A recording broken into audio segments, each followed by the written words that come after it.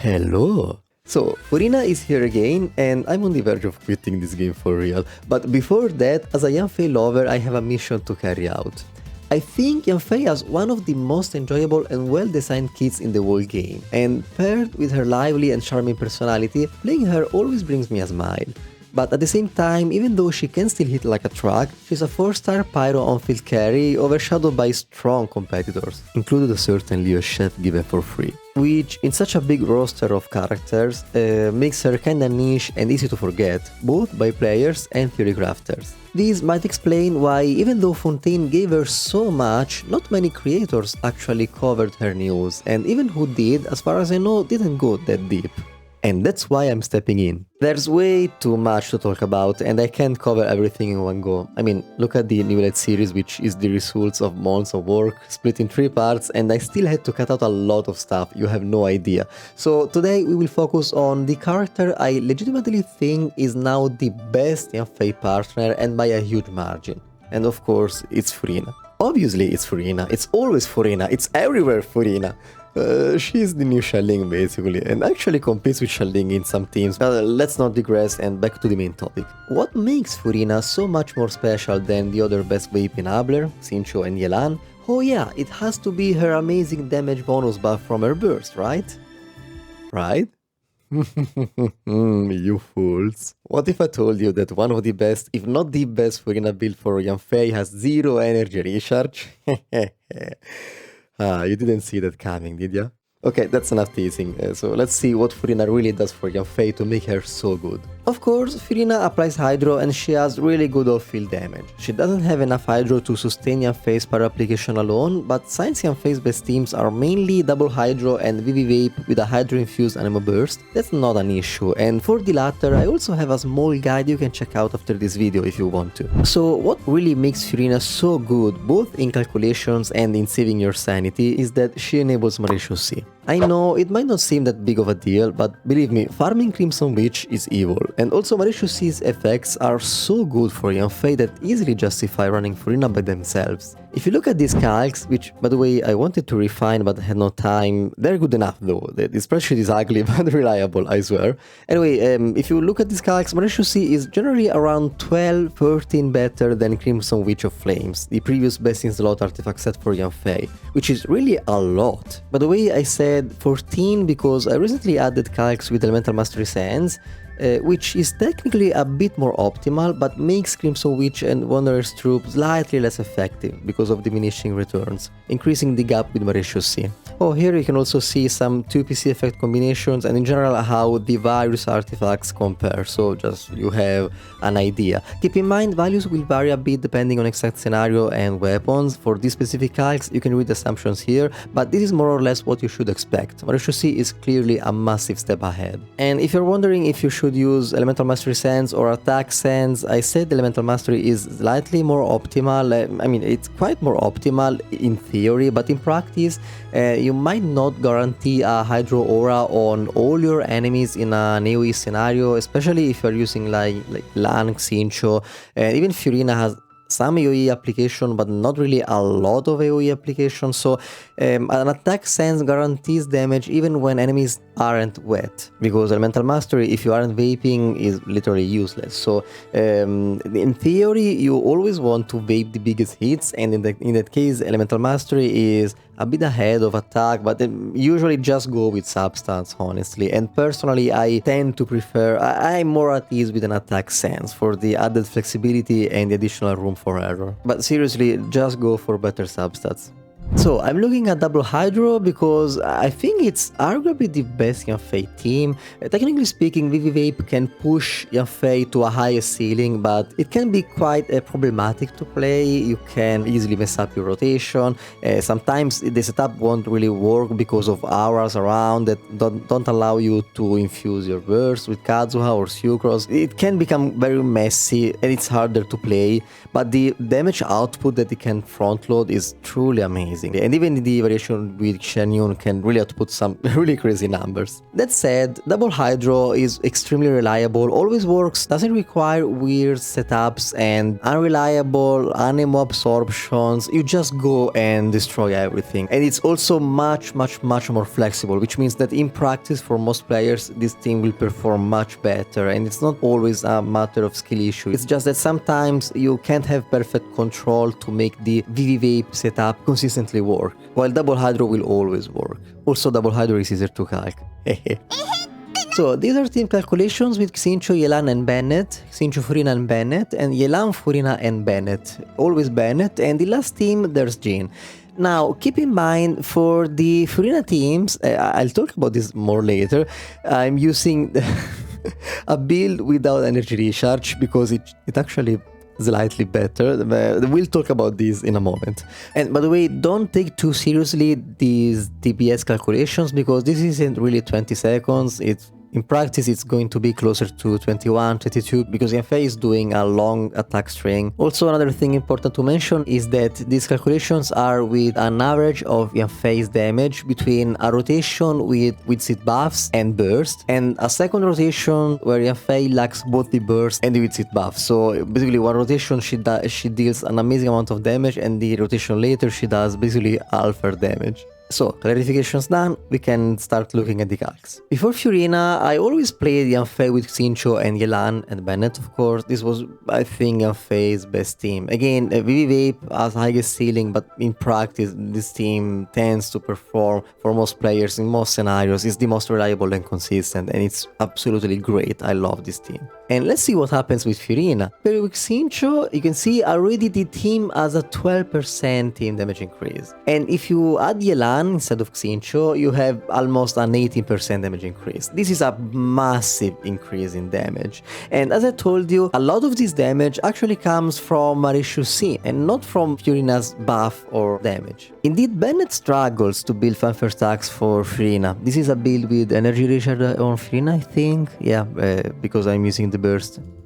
If you compare the damage with Furina not building energy recharge, we should be down here. Yelan Furina, yeah, 612, and this is burst every rotation, 625. It's really a minor difference, like 12, it's 2% difference basically. These assumptions, by the way, are slightly different from the team calculations here, but you get the point. Furina's burst isn't that relevant, and since the energy requirements are quite high, the damage increase you get from not building energy recharge on Furina is actually, I mean, it's really big. And this, by the way, is with Harbinger, which is like the most awful option you can give to Furina, and she can't even maintain uptime on this buff. This is with a Harbinger weapon without passive, and it's a 22% damage increase. After all, Furina is still at least 20% of your team damage. Slightly less if your Yanfei is really much more invested, maybe with Nibilet's weapon, which is easily her best in slot. And this is also why Furina is really good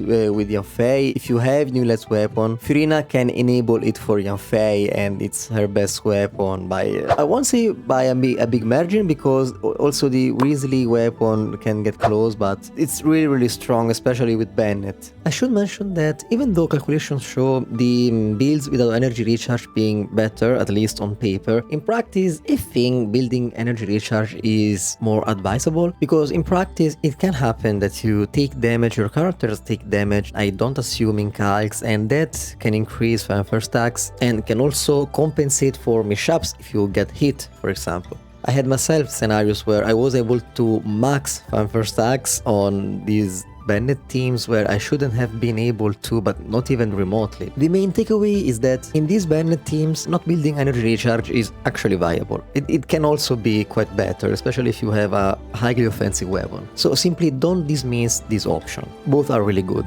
Of course, Furina without a team-wide healer, because Bennett can't heal the whole team, will lose some damage, because she won't have access to this special skill multiplier, but still she will have access to a small part of it, and if you build energy recharge, her damage is actually comparable to Yelan, and if you don't build energy recharge, her damage is actually much better than Yelan. Let me see, this is basically 27% more. This is because Furina also has 100% uptime, while Yelan has quite short uptime on her burst, so even though she can deal more damage, especially when Furina doesn't have access to Timoid healing, if you ignore energy recharge on Furina, then she really hits much harder. And of course, both Yelan and Furina deal much more damage than Xincho, in this case because also Xincho is using Noblesse, so he isn't maximizing his personal damage. At the same time, Furina can technically go on Tenacity. I need to check out the numbers later.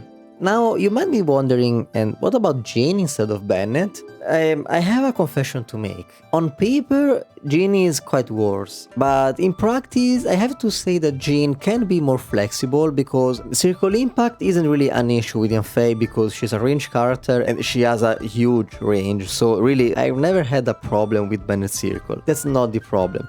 The problem in practice is that Yanfei's damage is really susceptible to the uptime of her burst and also the Wizard buff. So she can front load a huge amount of damage if you kill stuff in one rotation, but if you need more time, then her damage profile gets lower, and this is also what's assumed here. Even in that case, investing on Yanfei's damage using Bennett instead of Jean, because Bennett is a much better buffer for Yanfei. I mean, she loses a huge amount of damage when she doesn't use Bennett. Like, look at this, it's disgusting how much damage she loses with Jean. But the flip side is that your Hydro teammates gain a huge amount of damage, a freaking amount more. And considering Yanfei is a 4-star that needs a lot of investment to really compete with HP scalers like Yelan and Furina, the Jean team can be better for low investment accounts, new players, people with less investment on Yanfei. Sure, you lose also Yanfei's AoE, but for single target, the reality is that Jean is a really strong option too. Bennett tends to be better, but Jean Buffy the Hydro characters tends also to be more flexible because Science and Face damage is a minor contribution in this team, 40% instead of 60%. You are less punished for not staying on field with Yanfei if you need to, I don't know, maybe you have an emergency with energy, you need particles, you want to swap to Yelan and cast twice her skill per rotation. I played this team and I had to do that in a couple of situations, and it feels more flexible, I have to say, even though this team is... I love this variation, honestly. It's my favorite Yanfei team, I think. Now, before concluding the video, I want to briefly talk about Furina's build. Here, I'm assuming Harbinger, as already mentioned, for the build without energy recharge, and the pipe for the build with energy recharge. First of all, the goblet. You already know that it's mainly a matter of substats if you use an HP goblet or a damage bonus goblet because the gap tends to be quite small, but especially when you don't build a lot of fanfare stacks, HP goblet is basically as good as damage bonus, really. Then another thing I really need to mention is that pipe isn't really the best option. I used pipe to not mess up my calculations when comparing teams, but the reality is that Favonius on Furina in a team like this it's probably better, because when you this is a thing not many know. Basically, when you need like around 190 energy recharge on Furina, with the pipe even 180 because of the passive that gives you some energy back. When you reach this threshold, Favonius tends to be better, and not for the team. It tends to be better for Furina herself, for her damage. Her damage is better with Fav when you start approaching this amount of energy recharge requirements. With the pipe, even between 180, 190, already Fav starts becoming better, and I can demonstrate it.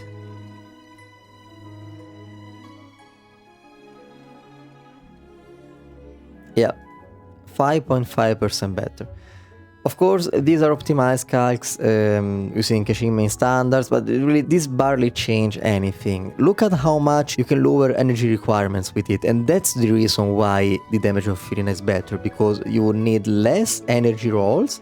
Like here you have 2 rolls of energy recharge, while here you have 9, 2 against 9, and this is the reason why I can build more crit, more HP, and raise my damage. So yeah, Fav on Furina, goated, use it. Use it when the energy requirements are high enough that justify it, of course. But also, even at the lower energy requirements, it's so comfortable for the team, honestly.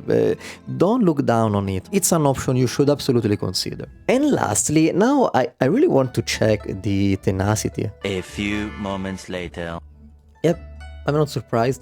Tenacity is basically as good as Golden Troop on Furina, and this is the worst scenario. If your Yanfei is really invested, maybe you one-rotate stuff, so use only the burst rotation, and if Furina builds energy recharge so that her damage contribution is less significant, then Tenacity will be slightly better. But let's be honest, who the hell has a good Tenacity set? I mean, old players, they have it, but this number won't go much higher, even if you have a really invested Yanfei, so feel free to keep using Golden Troop. I suggest to keep using Golden Troop. It's not worth farming Tenacity for squeezing like a 2% team damage. So yeah, that was it. I hope this was useful. I might do another video on weapon comparisons. I felt like I had to do this video because I didn't see much content on Yanfei lately. How Marechaussee alone makes Furina so valuable for Yanfei, and I wanted to give players, especially new players and all Yanfei lovers, a detailed and reliable reference, a theory crafting reference on what's good for our beloved legal advisor now. Also, I'd like to do a separate video on different Yanfei teams and different Yanfei archetypes, covering in more detail Shanyun, but also covering Monopyro, Chevreuse, Burgen teams, which are really fun, but a video like that would require a lot of time done well like I want to do things. So if you want an opinion now on what I think about different archetypes, different teams, you can already check out on my second channel. I have some Yanfei runs against the Kenkies, where in the comments I describe the teams and I give some observations, which I guess can already be valuable and useful for you, so feel free to check it out. Thank you really much for watching, and see ya!